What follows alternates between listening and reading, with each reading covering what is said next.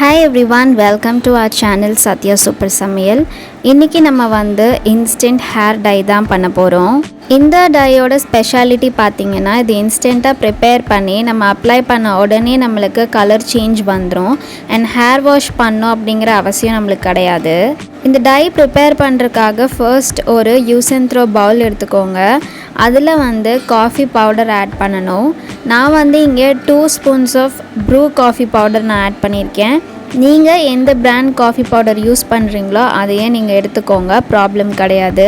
அடுத்ததாக இது கூட 1/2 ஸ்பூன் தேங்காய் எண்ணெய் ஆட் பண்ணிக்கோங்க. இது நீங்கள் ஒரிஜினல் மரச்செக்கு எண்ணெய் யூஸ் பண்ணிங்கன்னா இன்னும் நல்லது. அது கிடைக்கலன்னா நீங்கள் பிராண்டட் ஆயில் யூஸ் பண்ணிக்கோங்க.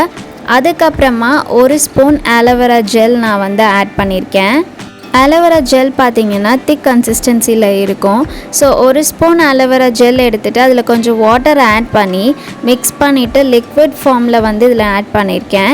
இப்போது இது எல்லாத்தையும் ஒன்றா சேர்த்து நம்ம நல்லா மிக்ஸ் பண்ணணும். கெமிக்கல் ஹேர் டைஸ் நம்ம யூஸ் பண்ணோம் அப்படின்னா நிறைய சைடு எஃபெக்ட்ஸ் வரும்.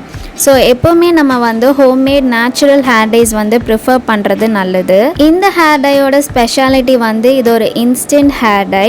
ஸோ திடீர்னு ஏதாவது ஃபங்க்ஷன் போகணும் இல்லை எங்கேயாவது வெளியே போகணும் அப்படிங்கிற டைமில் நீங்கள் டக்குன்னு இதை ப்ரிப்பேர் பண்ணி அப்ளை பண்ணிக்கலாம். ரொம்ப முக்கியமான விஷயம் பார்த்திங்கன்னா இதுக்கு நம்ம ஹேர் வாஷ் பண்ணுங்கிற அவசியம் கிடையாது. யூஸ்வலாக நம்ம ஒரு ஹேர் டை அப்ளை பண்ணிவிட்டு அதை ட்ரை பண்ண விட்டுட்டு ஹேர் வாஷ் பண்ணி அதுக்கப்புறம் அதை நம்ம டவல் ட்ரை பண்ணணும்.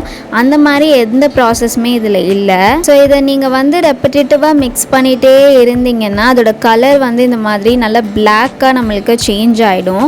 இது ரொம்ப திக்காக நீங்கள் ப்ரிப்பேர் பண்ணாதீங்க. அப்போ நீங்கள் அப்ளை பண்ணும்போது அப்படியே பேட்சாக உங்களுக்கு தெரியும்.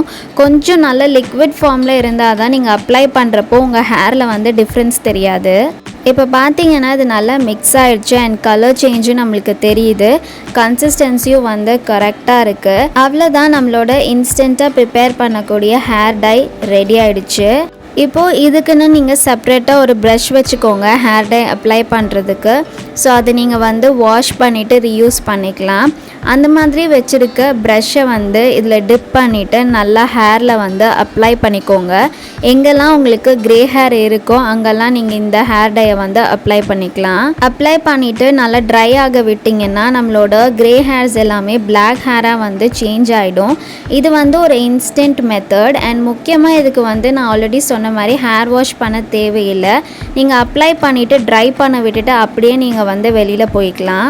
இந்த ஹேர் டை நம்ம போட்டோம் அப்படின்னா இன்ஸ்டண்ட்டாக நம்மளுக்கு பிளாக் கலராக இருக்கும். இது அடுத்து நீங்கள் ஹேர் வாஷ் பண்ணுற வரைக்கும் உங்களுக்கு அப்படியே சஸ்டெயின் ஆகும்.